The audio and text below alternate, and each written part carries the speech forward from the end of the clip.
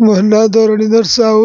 କାଲି ଘଟଣା କାଣା ଘଟଣା କାଲି ଆମ ସାନ ଭାଇର ବାହାଘର ଥିଲା ଆଜ୍ଞା। ଆମେ ଦୁଇ ଭାଇ ବି ଯାଇଥିଲୁ ଆଜ୍ଞା। ଆସିଲା ବେଳକୁ ବାହାଘର ସରିଲା ପରେ ମୋ ଭାଇ ଆସୁଥିଲା, ସେମାନେ ଦୁର୍ଘଟଣା ବ୍ୟବସ୍ଥାରେ ମୃତ୍ୟୁବରଣ ଆଜ୍ଞା କଲେ। ଆମେ ବହୁତ ଦୁଃଖିତ ଆଜ୍ଞା। ଆମେ ଆଉ କିଛି କହିବା ଲାଗି ସକ୍ଷମ ନାହିଁ ଆଜ୍ଞା। ସାନ ଭାଇର ଥିଲା ବାହାଘର, ତେଣୁ ବଡ଼ ଭାଇ ବରାତି ସାରି ଭୋଜି ଭାତ ଖାଇ ବାଇକ୍ ଯୋଗେ ଫେରୁଥିଲେ। ହେଲେ ବାଟରେ ମର୍ମନ୍ତୁତ ସଡ଼କ ଦୁର୍ଘଟଣା ଘଟି ବଡ଼ ଭାଇର ଚାଲି ଯାଇଛି ଜୀବନ। ଖୁସିର ମାହୋଲ ଭିତରେ ଅତି ଦୁଃଖର ଛାୟା ଖେଳି ଯାଇଛି। ଏପରି ଅଭାବନୀୟ ଘଟଣା ଘଟିଛି ସମ୍ବଲପୁର ଜିଲ୍ଲା ରେଢ଼ାଖୋଲ ଥାନା ଅନ୍ତର୍ଗତ ମହତପୁର ଛକ ନିକଟରେ। କାଣା ହେଇଥିଲା? ଆମେ ଯାଇଥିଲୁ ସାନୁଆପଡ଼ା, ପୁରା ନାଚା ଡେଗା କଲୁ, ଖାନା ପିନା ବି କଲୁ, ବାହାଘର ବି ଆଡ଼େ ପିଲା ବି ଭଞ୍ଜା ବାହାଘର ହେଉଥିଲା। ବାକି ଆସିଲା ପରେ ଗାଈ ଆସୁଥିଲେ, ଏମାନେ ଆଇଲା ପରେ ତ ଡାଇରେକ୍ଟ ହେନ୍ତା ଯେନ୍ ଗାଈରେ ପିଟି ହେଇନା ଡାଇରେକ୍ଟ ଗାଈକୁ ହେନ୍ତା କରନା ଡାଇରେକ୍ଟ ପିଟି ହେଲେ ଇଲେକ୍ଟ୍ରିକ୍ ପୁଟରେ ତ ଏମିତି ଅସୁବିଧା ହେଇଛି। କାଣା ବୋଲିଆ ଶୁଣିଲ ତ ତମେ ମେଡିକାଲ ସବୁ ଆସିଲ, କେମିତି କାଣା ବୋଲି ଶୁଣିଲ କାଣା ହେଇଥିଲା? ଏକ୍ସିଡେଣ୍ଟ ହେଇଗଲେ ବୋଲାକୁ ତ ଆମେ ଆସିଲୁ ମେଡ଼ିକାଲ। ଆସିଲାକୁ ତ ଦେଖିଲାକୁ ତ ଜଣେ ଡେଥ୍ ହେଇଯାଉ, ଆଉ ଜଣେ ତାକୁ ବୁର୍ଲା ପଠେଇଯାଉ। ତେବେ ଭାଇ ବାହାଘର ପାଇଁ ବାଜାରୁ ଶୁଣି ସାରି ଚାରମଳ ଥାନା ଅଧୀନ ଭରତାପୁର ଗ୍ରାମର ବଡ଼ ଭାଇ ପ୍ରଦୀପ ସାହୁ ଏବଂ ଅନ୍ୟ ଜଣେ ବାଇକ୍ ଯୋଗେ ଘରକୁ ଫେରୁଥିଲେ।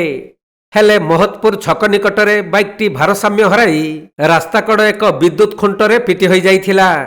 ତେଣୁ ଉଭୟ ଅତି ଗୁରୁତର ହୋଇପଡ଼ିଥିବା ବେଳେ ସ୍ଥାନୀୟ ଲୋକମାନେ ସେମାନଙ୍କୁ ଉଦ୍ଧାର କରି ଆମ୍ବୁଲାନ୍ସ ଯୋଗେ ରେଢ଼ାଖୋଲ ଉପଖଣ୍ଡ ଚିକିତ୍ସାଳୟକୁ ଆଣିଥିଲେ।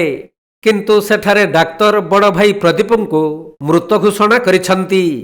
ଆଉ ଅନ୍ୟ ଜଣେ ସୁଶାନ୍ତ ପ୍ରଧାନଙ୍କ ଅବସ୍ଥା ଅତି ସଙ୍କଟାପନ୍ନ ଥିବାରୁ ତାଙ୍କୁ ବୁର୍ଲା ମେଡିକାଲକୁ ସ୍ଥାନାନ୍ତରିତ କରାଯାଇଛି। ଏପରି ଦୁଃଖଦ ଘଟଣାକୁ ନେଇ ତାଙ୍କ ପରିବାର ଲୋକମାନେ ଭାଙ୍ଗି ପଡ଼ିଥିବା ବେଳେ ଗାଁରେ ଶୋକର ଛାୟା ଖେଳିଯାଇଛି। ଭରତାପୁରରୁ ସାନପଡ଼ାକୁ ତାଙ୍କର ସାନ ଭାଇର ବାହାଘର ଥିଲା।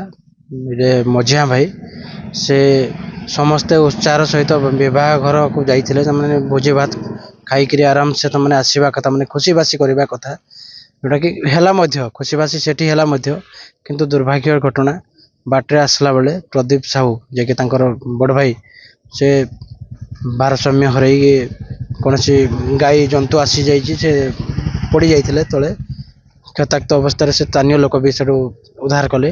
ଆଣିଲା ପରେ ରେଢ଼ାଖୋଲ ମେଡ଼ିକାଲ ତାଙ୍କୁ ଡାକ୍ତର ମୃତ ଘୋଷଣା କଲେ। ବହୁତ ଦୁଃଖର କଥା ଆଜ୍ଞା। ଗୋଟେ ଭାଇର ବିବାହ ଭୋଜିରେ ଦେଇକି ଯେଉଁ ଖୁସି ମନେଇବା କଥା, ଖୁସିରେ ହେଇକିରି ପୁଣି ତାଙ୍କ ଆରଦିନ ପରଦିନ ତାଙ୍କର ବି ମଧ୍ୟ ଗାଁରେ ଯେଉଁ ରୀତିନୀତି ହିସାବରେ ବିବାହ ଭୋଜି ହୁଏ, ସେଇଟା ବି ଆଜି ହେବା କଥା। କିନ୍ତୁ ତାଙ୍କର ଜୀବନଟା ଚାଲିଯାଇଛି। ତାଙ୍କ ପରିବାର ପ୍ରତି ଗଭୀର ଦୁଃଖ ଆସୁଛି। ସମ୍ବଲପୁର ଜିଲ୍ଲା ରେଢ଼ାଖୋଲରୁ ବିନୋଦ କୁମାର ସେଠୀଙ୍କ ରିପୋର୍ଟ, କୋଣାର୍କ ଲାଇଭ୍।